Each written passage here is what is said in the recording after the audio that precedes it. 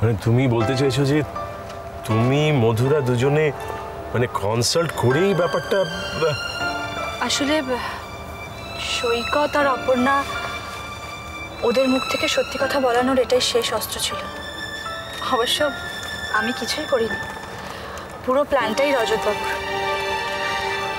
না মানে আসলে ওই দুপুরবেলা খাওয়া দাওয়ার পর মধুরার সাথে কথা বলে আমি বুঝতে পারি যে ও অলরেডি পুরো ব্যাপারটা রিয়েলাইজ করেছে।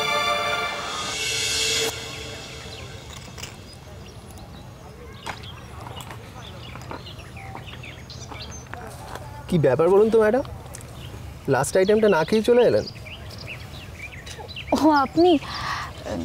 না, আমি তো সবই খেয়েছি, ইভেন আজকে একটা মিষ্টিও খেয়ে ফেলেছি। বসুধাদির ইমোশন জড়ানো ছিল তো, না করতে পারিনি। তাহলে এটা পান? পান আমি খাই না। ও কেন, ডাক্তার বলে খান না নাকি দাঁত নষ্ট হয়ে যাওয়ার ভয়ে খান না? দেখুন, একটা পান একদিন খেলে খুব একটা শরীর খারাপ হবে বলে মনে হয় না। আপনি যখন এত কষ্ট করে এনেছেন তখন খেয়ে নিচ্ছি। Thanks. You are most welcome. দেখুন, আপনি সৈকতের লাইফ পার্টনার হতে যাচ্ছেন, আপনাকে তো একটু খাতির করতেই হবে, নাহলে ও আবার পরে কথা শোনাবে। আপনি সৈকতের অনেক দিনের বন্ধু, তাই না? সেই হাফ প্যান্ট পরা বয়স থেকে। ওর বাড়ির লোকজন আমাকে বাড়ির ছেলের মতোই ভালোবাসে। সেটা আমি দেখেই বুঝতে পেরেছি। আপনি যখন এখানে এলেন সবাই খুব খুশি হয়েছে। সবাই খুশি হয়েছে ঠিকই, তবে বোধহয় একজন খুব একটা খুশি হয়নি।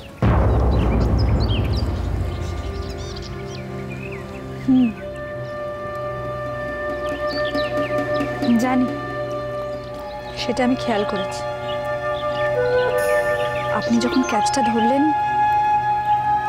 তখন সৈকতের মুখটা আমি খেয়াল করেছি। ও খুব অবাকের থেকেও বেশি ও বিরক্ত ছিল।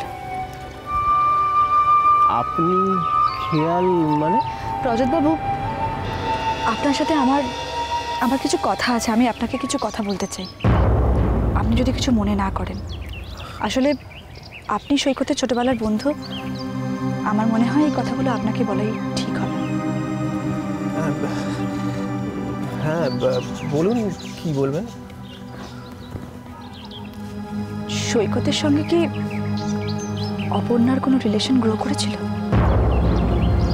না মানে না, আমি যদি ভুল বলে থাকি তাহলে আমায় প্লিজ ক্ষমা করবেন।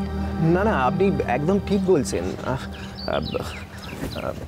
আসলে ওদের পরস্পরের প্রতি ভালোবাসাটা আজও কমেনি, এটা আমি ফিল করি।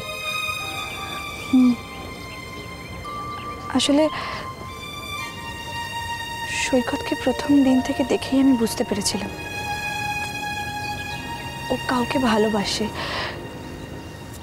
কিন্তু সেটা যে কে আমি কিছুতেই আইডেন্টিফাই করতে পারছিলাম না। আজ অপর্ণাকে দেখে ওর সাথে কথা বলে আমি বুঝতে পারলাম, জানেন, অপর্ণাই সেই মেয়ে। আপনি যে পুরো ব্যাপারটা এত তাড়াতাড়ি রিয়েলাইজ করবেন আমি তো ভাবতেই পারছি না। আসুন না, আমরা দুজনে আর একটু দায়িত্ব নিই। হ্যাঁ হ্যাঁ, সত্যি ভালোবাসার সামনে আমিও দেয়াল হয়ে দাঁড়াতে চাই না। আপনি বলুন আমায় কি করতে হবে?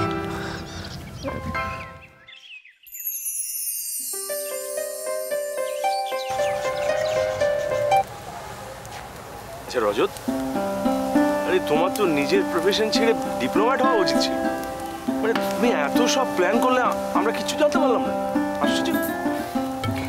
জানলে আর যাই হোক, মন প্রাণ দিয়ে ট্রুথ আর ডেয়ারের মতো একটা খেলা খেলতাম না। এমন খেলা খেললে যে সবার জীবন একেবারে ওলট পালট হয়ে গেল। আমাকে ক্ষমা করবে, আসলে সৈকত আর অপর্ণা আমার খুব প্রিয় বন্ধু। ওদের মিলিয়ে দেবার মতো এর থেকে কোনো ভালো উপায় আমার হাতে ছিল না। আর ঢং করো না তো বাপু, তুমি মধুরার যা সর্বনাশ করার তা তো করেই দিয়েছো। তুমি শুধু শুধু ওকে দোষ দিচ্ছ কেন বলো তো? আর রজতবাবুর তো কোনো দোষ নেই। পুরো ব্যাপারটা ওনার কাছ থেকে শুনে আমি ওনাকে সম্মতি দিয়েছি, আমি ওনাকে হেল্প করেছি। হ্যাঁ মানে আমি তো তাই জানতাম যে রজত হচ্ছে মানে হবু জামাই, মানে অপর্ণার সঙ্গে ওর বিয়েটা হবে কি, তাই তো রজত? হ্যাঁ, কিন্তু ওর অবস্থাটা একবার সবাই ভাবো তো। এখানে নয় মধুরা আছে, ওর গার্জিয়ানরা আছে, মানে রমাদি আছেন, আনন্দবাবু আছেন, ওরা একটা মানসিকভাবে প্রস্তুত হওয়ার সময় পাবেন। হ্যাঁ, কিন্তু ওর ক্ষেত্রে কি হবে সত্যি? তা তো বটেই। একবার ভাবো না, রজতের ব্যাপারটা আমি ভাবতে বলছি। ভাবো যখন অপর্ণার বাড়িতে জানবে যে অপর্ণাকে রজত বিয়েটা করবে না, আকাশ থেকে পড়বে না কি রণবীর? হয়তো ভাববে যে এতদিন একসঙ্গে মেলামেশা করার পরে এখন অপর্ণাকে রজত বিয়ে করতে অস্বীকার করছে, তাই না? সেরকম ভাবার যথেষ্ট কারণ রয়েছে। ঠিক না না, সেরকম হলে আমরা সবাই অপনার বাড়িতে যাব, ওর বাড়ির লোকদের বোঝাবো। হ্যাঁ, আমি নিজে গিয়ে কথা বলবো।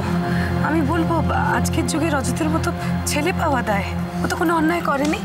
দুজন মানুষ দুজনকে ভালোবাসে, ও শুধু তাদের এক করতে চেয়েছে, এ তো অন্যায় করা নয়। কিন্তু ওরা আমাদের কথা শুনবেই বা কেন? আমরা কে? কি বলছো কি দিদি? ঠিকই বলছি জয়ী, তুই একবার ভেবে দেখ। ওরা ভাববে যে আমরা সৈকতের সঙ্গে অপর্ণার বিয়ে দিতে চাইছি, সে কারণে এসব কথা বলছি। মা, অভয়দান তো একটা কথা বলি। বলো নিতাই। বাড়ি থেকে আসার সময় আমি এই কানে এই যন্ত্রটা লাগিয়ে এসেছিলাম। এতে যে কি উপকার হয়েছে আমি না একেবারে সব ঠিকঠাক শুনতে পাচ্ছি। ও নিতাইদা, তুমি কি মানে এই কথাটাই বলতে চাইছিলে নাকি? না তবে না যাবো, আমি এই কথাটা বলতে চাইনি। আমি বলছিলাম যদি কিছু মনে না করেন তাহলে আমি একটা কথা বলি। যে বলো না, তোমাকে আটকাচ্ছে নাকি? বড়বাবু আমাদের বাড়ির কর্তা। অপর্ণা দিদিমণিকে বড়বাবু এনেছিল পিউ দিদিমণিকে পড়াবার জন্যে।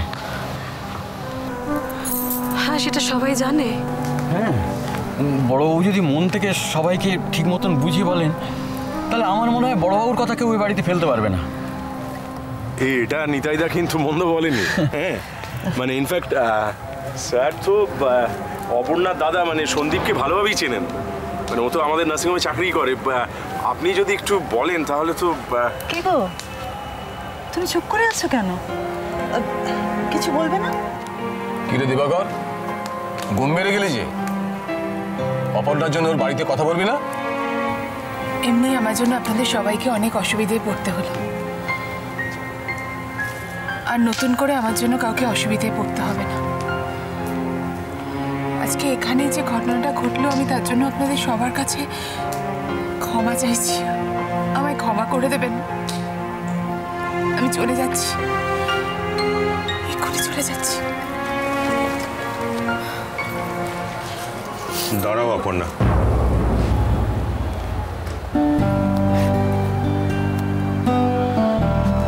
অপর্ণা,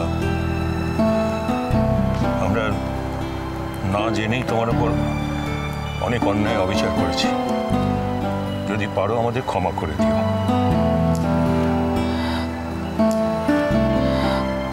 তোমার মতো একটা মেয়েকে পুত্রবধূ হিসেবে পাওয়াটাও তো অনেক ভাগ্যের, মা।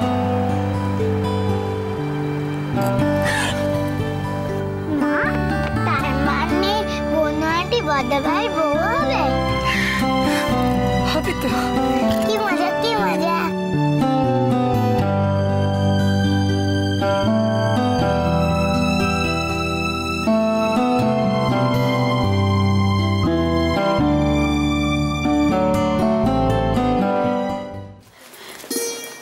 থাক থাক মা,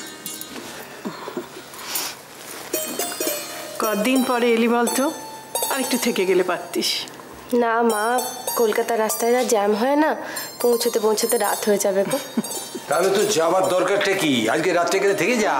হ্যাঁ সেই ভালো। ও দোয়েল, আজকের দিনটা বরং থেকে যা, কালকে ওরা যখন অফিস টফিস বেরোবে ওই সময় তুইও দুটি খেয়ে একেবারে বেরিয়ে যাবি। খেপেছো কাকিমা? আমি ওই বাড়িতে না গেলে একেবারে হইচই কাণ্ডে পড়ে যাবে। সত্যি রে দোয়েল, এতদিন পরে এলি তুই, আর একটা রাত তো থাকবি না? এমনিতে তো আসিস না এদিকে। হ্যাঁ, তাছাড়া বর্দি তো এখনো আসেনি। বর্দির সঙ্গে দেখা না করেই চলে যাবি? বলতো কি করব বল, আমি তো এসেছিলাম দিদির সঙ্গে দেখা করতে, কিন্তু কি করব, দিদি তো এখনো ফিরলোই না। ভাবলাম সন্ধ্যের মধ্যে পৌঁছে যাবে। ঠিক আছে থাক, পরে কোনো একদিন আবার দেখা করে নেব। সত্যি মেয়েটা ফিরতে তো দেরি করছে কেন বলো দেখিনি? হ্যাঁ না না, দেখো ও একদিন বাদে বাপের বাড়ি গেল, ওর সঙ্গে একটু দিদি দেখা হবে না? কি করবি, কি স্কুল নাকি যে ছুটি আবার হুট করে দৌড়ে দৌড়ে চলে আসবে? আশ্চর্য। দেখো গেছে হবু বরের সঙ্গে তার বাড়িতে, তো সেখানে দায়িত্ব কর্তব্য আছে না? এই তুমি ছাড়ো দেখিনি, এখন বিয়েটাই হলো না, দায়িত্ব কর্তব্য যত সব হলো তো হলো। আশ্চর্য, বয়স যত বাড়ছে তত বুদ্ধি লোপ পাচ্ছে। না না ঠাকুরপো, ছোট কিন্তু ভুল বলেনি। হ্যাঁ তুমি বলো, তাহলে যদি উনি একটু বোঝেন। না আসলে দেখো, ওখানে হয়তো রজতের অনেক আত্মীয় স্বজনরা থাকে, প্রত্যেকের সঙ্গে আলাপ করানো, তারপরে তারা হয়তো একটু গল্প গুজব করবে, হয়তো একটু খেতে টেতেও দেবে, এইসব করতে গিয়ে আমার মনে হয় দেরি হয়ে যাচ্ছে। এটা অবশ্য হতে পারে, আর এই দিকটা আমি ভেবে দেখি। আর তাছাড়া মা, আজকালকার রাস্তাঘাট তো জানো তুমি, সারাক্ষণ শুধু জ্যাম। এই তো দোয়েলই বলছিল একটু আগে। হ্যাঁ, কলকাতার রাস্তার অবস্থা তো খুব খারাপ, কিন্তু দিদি তো দূরে গেছে, হাইওয়েতে কি জ্যাম হবে না দাদা? কি বলছিস তুই? আজকাল আবার হাইওয়ে লোয়ে সর্বত্র জ্যাম। ওই ট্রাকগুলো আটকে যায়, হয় অ্যাক্সিডেন্ট, নয় কিছু একটা কলগবজা খারাপ হয়েছে, আর নয় ধর্মঘট, লম্বা লাইন পড়ে যায় গাড়ির। সে কি রে? আর না তো বলছি কি, রথিনকে মনে আছে আমার বন্ধু? আরে রথিনদা বলিস? ও হ্যাঁ, মেডিকেল রিপ্রেজেন্টেটিভ। কদিন আগে ব্যান্ডেলে গিয়েছিল বাইক নিয়ে অফিসের কাজে, ফেরবার সময় দিল্লি রোডে জ্যামে আটকালো। কখন ফিরলো জানিস? কখন? রাত 2টোয়। বাবা, পুলিশ কি রে? হ্যাঁ। ঠাকুর ভালো ভালো আমার অপুকে ফিরিয়ে দিও। আচ্ছা, বর্দি হয়তো রজতদার বাড়িতে থেকে গেছে। হ্যাঁ, সবাই জোরজার করেছে তাই। না রে সুজন, আমার তো মনে হয় না। দেখ, তাই যদি হতো না, অপু নিশ্চয়ই একটা ফোন করতো। এই তোরা থাম দেখি রে। আশ্চর্য, থেকে যাবে কি আবার? কথা শোনো, আশ্চর্য, বিয়ের একেবারে এরকম হয় নাকি? মা তুমি না থেকে থেকে, আচ্ছা ওর তো রজতের সঙ্গে বিয়ে হবে নাকি? ওদের বাড়িতে যদি একদিন থাকলো, অসুবিধাটা কি? হ্যাঁ না সন্দীপ, তা হয় না। আমাদের পরিবারে কতগুলো সংস্কার আছে, রীতিনীতি আছে, সেগুলো তো মেনে চলতে হবে। আর তাছাড়া না চালে বিশ্বাস নেই বাবু, মেয়েটা যা কপাল। আগে বিয়েটা হোক ঠিকঠাক, তার আগে তো ইয়ে করার কোনো দরকার নেই তো। হ্যাঁ, সেবার মনে নেই সেই বন্ধুর সঙ্গে কোথায় গিয়েছিল, সারা রাত ফিরলো না। হ্যাঁ, চিন্তায় চিন্তায় আমাদের একেবারে মাথা খারাপ হয়ে যাবার জন্য। তবে বৌদি, সেটা একরকম ব্যাপার ছিল, আর এটা একদমই অন্য ব্যাপার। ঠিকই না ঠাকুরপো, আমি চাই না আমার মেয়েরা বাড়ির বাইরে রাত কাটাক। তোমরা তো চিন্তা করছো কেন? দিদি ঠিক সময় চলে আসবে দেখো। আসলে আমার কপালটাই খারাপ, দিদির সঙ্গে দেখাও হলো না, কথাও বলতে পারলাম না। মেসি, তুই আর একটু অপেক্ষা কর, আমি একটা কাজ করি, আমি গলির মোড়টায় দেখি যদি রজতদার গাড়ি আসে। এই তুই কোথায় যাচ্ছিস? হ্যাঁ তুই কোথায় যাচ্ছিস? তুই গেলেই কি উনি রজতটা তাড়াতাড়ি ফিরে আসবে? যত সব ব্যাপার। হ্যাঁ আমি না এখন আসি গো, পরে ফোনে দিদির সঙ্গে কথা বলে নেবো, কেমন? কি করেন আছে, বোধহয় অপু এসছে। রজত যদি আসে তোর সঙ্গে আলাপ করিয়ে দেবো। হ্যাঁ তোকে দরজা খুলতে হবে না, আমি গিয়ে খুলি, দিদি আমাকে দেখে একেবারে অবাক হয়ে যাবে। দারুণ হবে। দেখ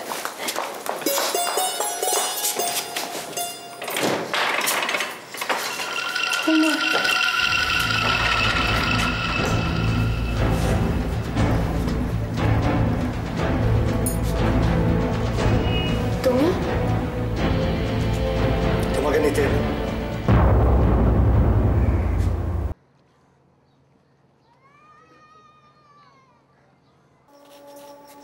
সুজন,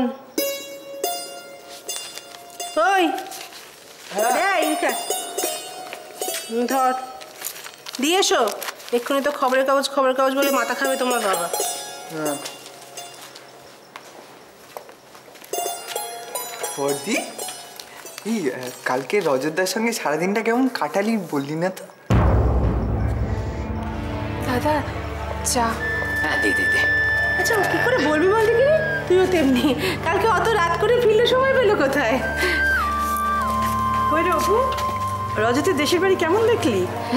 অপু শোন না, বলছি বাড়ির লোকজন সব কেমন রে? ওই যে দিদি শাশুড়ি তো, হ্যাঁ ওনার সঙ্গে দেখা হয়েছিল? হেই প্রণাম টনাম ঠিক করে করেছিলি তো? আরে গায়ে আঁচল দিয়েছিলি আমি যেরকম বলে দিয়েছিলাম?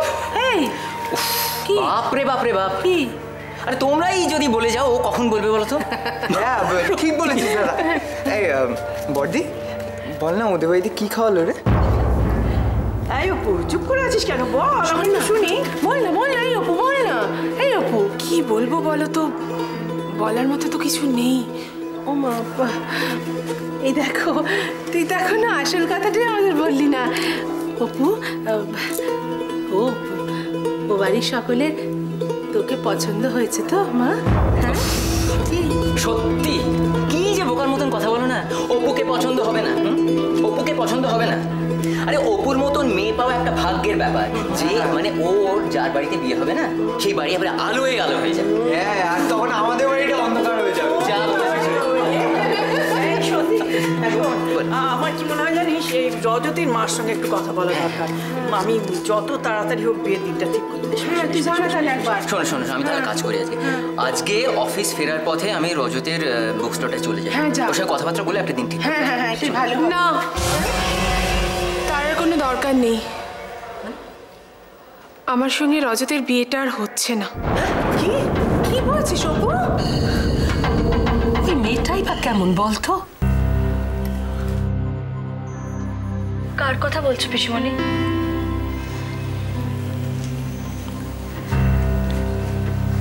অপর্ণার। অপর্ণা কিন্তু খুব ভালো মেয়ে পিসিমণি, আমার তোকে খুব ভালো লেগেছে। ভালো না ছাই, যদি ভালো হতো তাহলে একটা ছেলের হাত ধরে এসে আরেকটা ছেলেকে বিয়ে করতে রাজি হতো? আহ দিদি, তুমি তুমি এত আপসেট হচ্ছ কেন? আপসেট হচ্ছ কেন মানে? ওর জন্য মধুরার বিয়েটা ভেঙে গেল আর তুই আমাকে আপসেট হতে বারণ করছিস? শোনো দিদি, শোনো, দেখো সৈকত আর অপর্ণা দুজনে দুজনকে খুব ভালোবাসে। এটা এটা বরং ভালোই হলো। ভালোই হলো? আর মধুরা? মধুরা কি দোষ করলো?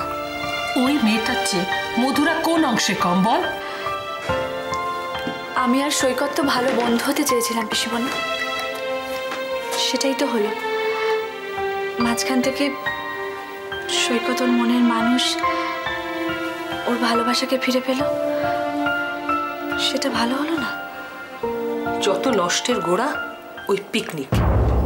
কেন যে আমরা পিকনিকে যেতে গেলাম, আমাদের মান সম্মান সব শেষ হয়ে গেল। তুমি এই কথা কেন বলছো? মান সম্মান যার প্রশ্ন উঠছে কোত্থেকে? সেটা যদি তুই বুঝতি তাহলে তো হয়েই যেত। সংসারের কোনো কিছু তো তোকে সামলাতে হয় না, সব তো আমি সামলাই, তুই বুঝবি কি করে? হ্যাঁ, এটা তুমি ঠিকই বলেছো। মধুরার মা চলে যাওয়ার পর তুমি না থাকলে আমাদের যে কি হতো। তাই তো বলছি, আশীর্বাদ হয়ে যাওয়ার পর একটা মেয়ের বিয়ে ভেঙে গেলে কত প্রশ্নের মুখোমুখি হতে হয় সে ধারণা তোর আছে? সৈকতকে জোর করে বিয়ে করে কি লাভ হতো পিসিমণি? আমরা হয়তো স্বামী স্ত্রীর মতো থাকতে পারতাম, কিন্তু সেই সম্পর্কে একটুও ভালোবাসার ছোঁয়া থাকতো কি? সারা জীবন সৈকত মনে মনে অপর্ণার জন্য কষ্ট পেত, আর সেই কষ্টে আমি দুঃখ পেতাম। মধুরা, তুই এত বড় হয়ে গেলি কবে মা? আমি তো জানতেও পারিনি।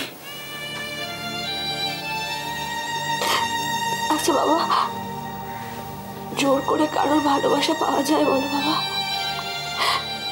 তার চেয়ে সৈকতের মতো একটা ভালো বন্ধুকে আমি আবার ফিরে পেলাম, সেটা ভালো হলো না?